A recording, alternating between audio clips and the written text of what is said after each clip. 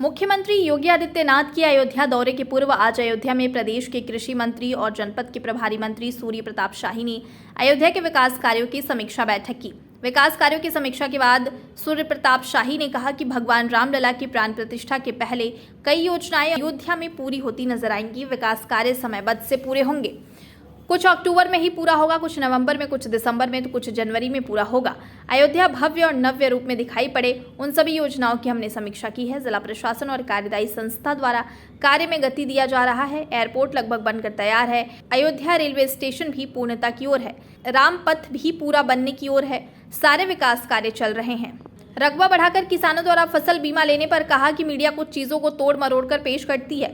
Media सही तथ्यों को सही तरीके से रखे। उन्होंने कहा कि ऐसी जानकारी मिली है कि कुछ किसान भाइयों ने एक ही प्लॉट पर 2 जगह से किसान क्रेडिट कार्ड बनवा लिया है और उसकी फसल बीमा करवा लिया, जबकि नियमतः एक प्लॉट पर होना चाहिए। जो तथ्य सामने आएंगे उसे उनसे रिकवरी किया जाएगा। मैं अयोध्या धाम के पैकेज और अयोध्या की जो अन्य विकास के कार्यक्रम हैं, इन सब की समीक्षा और उसकी प्रगति पर मैंने चर्चा की है और उन सारे कार्यों को जो इनका समयबद्ध तरीके से पूरा होना था, कुछ को इस अक्टूबर महीने में होना है, कुछ को नवंबर महीने में होना है, कुछ जो है वो 31 दिसंबर 2023 तक होना है और कुछ 2024 तक पूरे होने हुए हैं। तो उनको समयबद्ध तरीके से हमने समीक्षा किया है कि भगवान श्री राम के अयोध्या जन्मस्थान के भव्य मंदिर के निर्माण के लोकार्पण के पूर्व हमारी वो सारी योजनाएं जिनको पूरा होना है, जिससे कि सुगमता और एक हमारी सुरम अयोध्या भव्य और नव्य रूप में दिखाई दे सके, उन सारी योजनाओं को हमने समीक्षा की है। मुझे प्रसन्नता है कि यहाँ के जिला प्रशासन और कार्यदायी एजेंसियों के द्वारा जिन कार्यों को लिया गया था उनको तेज गति दिया जा रहा है। उसमें से काफ़ी कुछ पूरी हो चुकी हैं, कुछ पूरा होने की स्थिति में आगे की ओर बढ़ी हैं। यदि बड़े प्रोजेक्टों को लें तो हमारा एयरपोर्ट लगभग पूरा होने की स्थिति में है। इसी तरीके से यहाँ के अयोध्या का नए रेलवे स्टेशन का जो पुनर्निर्माण हो रहा था वो अभी पूर्णता की ओर है। रामपथ का मार्ग भी पूरा होने की स्थिति में है। तो वो तेज गति से सारे काम पूरा हो रहे हैं और अयोध्या एक नए स्वरूप में बनने के लिए अपने गरिमा के अनुरूप जो है वो तैयार हो रही है। ये आग्रह करना चाहता हूँ कि अभी भी राज्य के भीतर 20 लाख से अधिक ऐसे किसान हैं जिनका ई-KYC नहीं हुआ है और ई-KYC नहीं होने के नाते उनको PM किसान सम्मान निधि जाना रुक गया है। और इस समय हमारी कृषि विभाग की ओर से मिलियन फार्मर्स स्कूल के माध्यम से गांव के भीतर पाठशालाओं का आयोजन हो रहा है।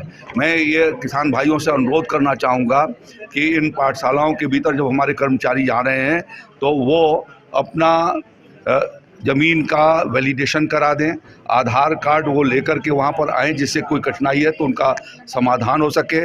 और आधार कार्ड और बैंक खाते का लिंक होना ये नितांत आवश्यक है।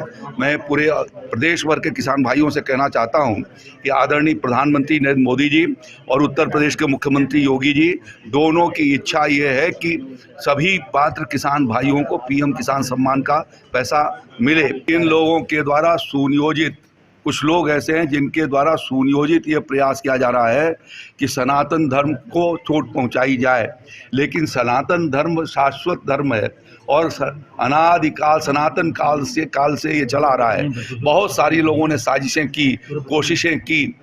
बाबर ने यहाँ पर आकर के और बाबर के लोगों ने भगवान श्री रामलला के मंदिर को ध्वस्त करने का प्रयास किया, लेकिन आज जो देश के स्वाधीनता के बाद जो राष्ट्रीय जागरण है उसके पश्चात आज वो फिर से भव्य और दिव्य हमारा भगवान श्री राम का जन्मभूमि स्थान पर मंदिर बन रहा है।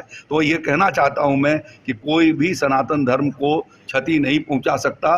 यह भारत के आम लोगों के रोम रोम में बसा हुआ है और उसी भाव से जो है उनकी श्रद्धा है, वो करेंगे। अनेक स्वामी प्रसाद मौर्य आएंगे चले जाएंगे, लेकिन उसका कोई असर नहीं पड़ेगा।